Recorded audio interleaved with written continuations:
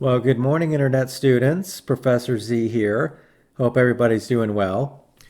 And today we're going to talk about installing a septic tank and your leach field, which is actually your runoff from your septic tank, and then your trunk line inside your main home. So the tools and equipment that are needed are going to be backhoe, spray paint cordless screw gun,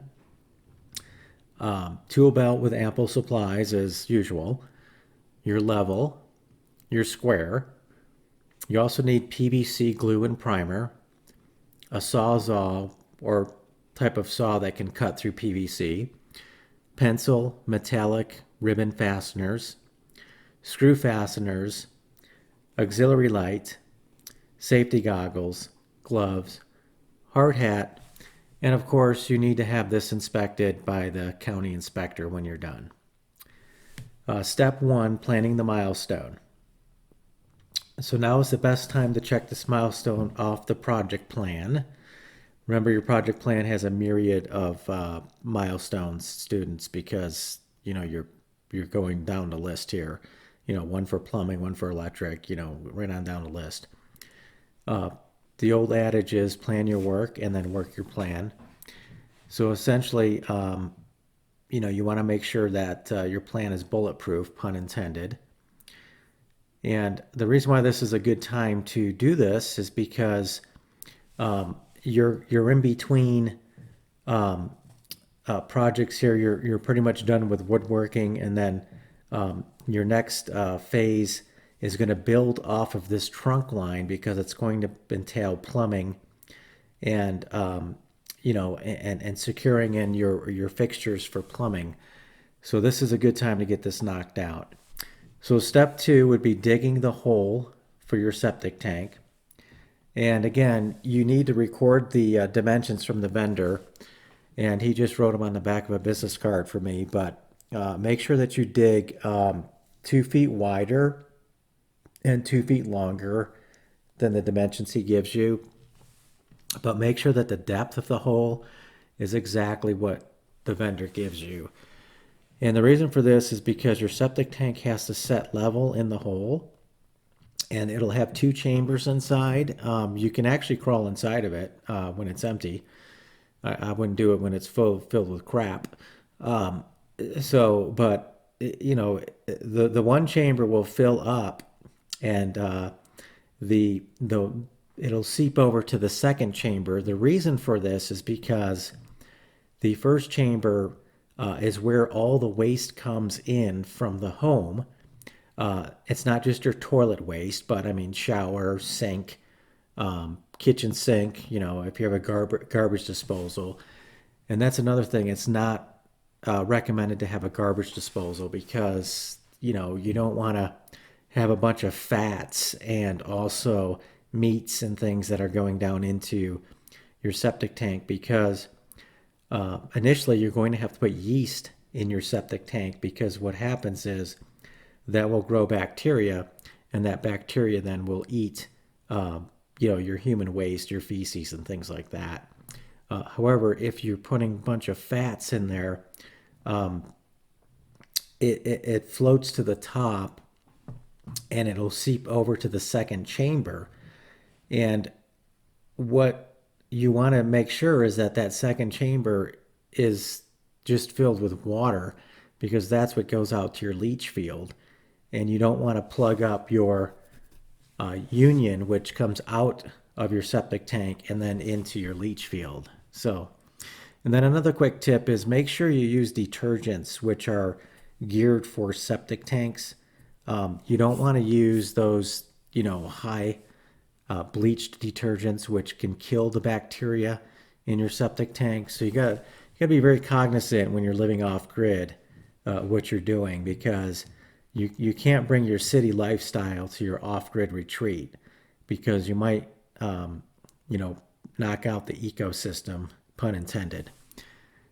So once again, once you dug out extra 2 feet on all sides in the depth, you want to make sure that you spray paint the ground with the dimensions for the septic box and make sure that that rectangle is absolutely level. And again, I use a 2x4 length of the hole, and I put a level on top. And then what I do is I run the 2x4 down, I scrape it across the dirt floor, and then that gives me, the leveling that I need. So that might be a good tip for you students as well. And then again, it's best to have your trenches also dug for your leach field. And typically for 1-bedroom home, it's going to be 60-foot run. And then for each additional bedroom, you would have to have an additional 60-foot run. So for instance, if you had 3-bedroom off-grid retreat, you would have 3 separate 60-foot runs. And again, there would be one connection from the output of the septic tank that goes to a union and a distribution box from there. And then it would distribute to 3 separate runs of your leach field. So step 3, installing the septic tank. At this point, the crane operator should be rolling onto the property along with the septic tank. Direct him to your freshly dug hole. Be sure that the truck is in the correct position and the distance from your home. Remember that you've already measured the desired length to place the septic tank from your basement wall according to code. And remember that, internet students, there is code on all of this, and it's going to be inspected. Also, your inspector will take GPS readings so that they know where that septic tank is buried, just in case. So I digress, but let's move back to septic tank install. I like these little tidbits I'm giving you. So when the crane operator hoists up the septic tank, you want to be standing in the hole. You want to twist it properly, and then make sure that the input side of the septic tank is facing your home and the output side is facing your junction box. Once you have it leveled, you might have to kick some sand under it, lift it up a couple of times. You can take the straps off and then wave goodbye to your crane operator, and that would be the last you see of him. Step 4, sewer trunk lines. Now you're going to connect your sewer trunk line extended out from your main basement wall into the septic tank coupling. There are chambers, again, inside the septic tank, so make sure you have the right chamber facing your wall. Okay. There's a 6-inch diameter PVC pipe which is going to go on the top of the septic tank, one for each chamber, so you're going to have 2 of them. They should extend into the ground, above the ground, so that you can pump out the septic tank at a later date if need be. But remember that that slope from your extension from the wall of the basement into the septic tank is typically a 1/4 inch per 1 foot length of slope downwards. And it has to be that way because that is code and they will look for that. So step 5, leach field. Let's move on to leach field here. This is kind of interesting. It's another dark side of septic tank install. There's a main trunk line that feeds into the septic tank, but then on the output side of the septic tank, there's a main trunk that feeds to the junction box, and that also is a certain number of feet by code from your septic tank. And the junction box will reside, with a proper slope, of course. And since you have 3 bedrooms, let's say, you're gonna have 3 60-foot runs of chambers. You can look at the diagram here. And outside of the junction box, you'll see 3 lines running. And what you want to do is insert your PVC couplings. You're going to have the female ends sticking out. And then you're going to lay down the correct sewer PVC pipe into the female ends. So put the male ends into the female ends, and then you're gonna glue that up. You're gonna prime it and glue it up with PVC paste. But remember that the PVC pipe that you are utilizing for the septic tank install is actually different PVC pipe than you actually will use inside of your home because it has to be much thicker and durable inside your home than it does outside buried in the ground. Okay, so you've already ensured that your chambers are at the right slope. You've also dug out the 60-foot runs times 3, and they're at the correct depths, and so you've already inserted your plastic black chambers, which are 5 feet long by 3 feet wide, and they're kind of cut in half. So, and they stand about 18 inches above the ground. So every run that you're having is going to be 60 feet long of these chambers, these 5-foot chambers, which will snap in on each end to end. And then they're going to be raised above the floor of your trench by about 18 inches. So essentially you're going to have an 18-inch gap all the way down 60 feet for each run, which would be 3 runs. So go ahead and attach your, your PVC sewer lines to your junction box. Remember, your junction box is already connected to the output of your septic tank. Then after your 3 runs are run to the leach field, there will be a termination chamber faceplate. You're going to punch out the 4-inch hole, and then go ahead and stick the sewer PVC pipe in there. Now, you don't have to glue that in. You can just let it rest in there. That's totally legal in code. And then that's going to begin your 60-foot run. And then you're going to go ahead and call up the inspector. So step 6, passing the inspection.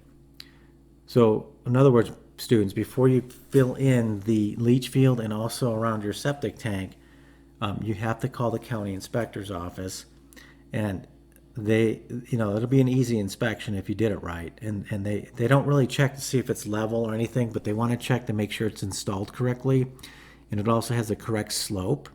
And then again, they're going to take that GPS reading, just so that they got it for their log books.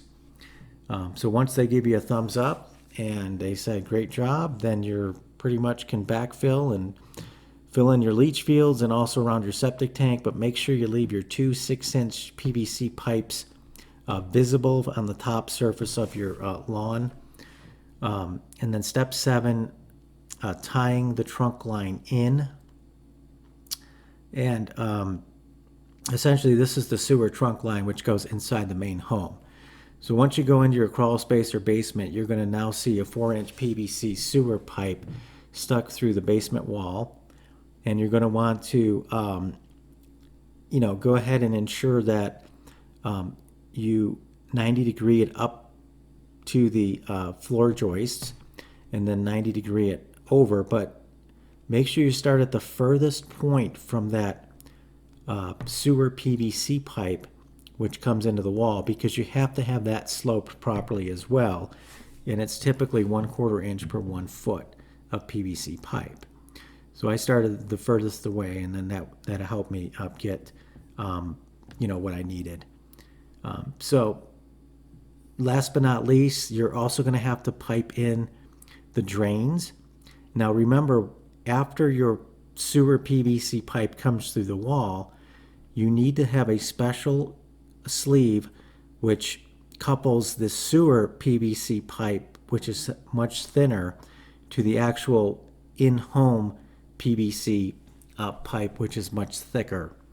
So again, make sure you understand all of that and get your ducks in a row, and then you're going to piece this all together inside of your basement or crawl space.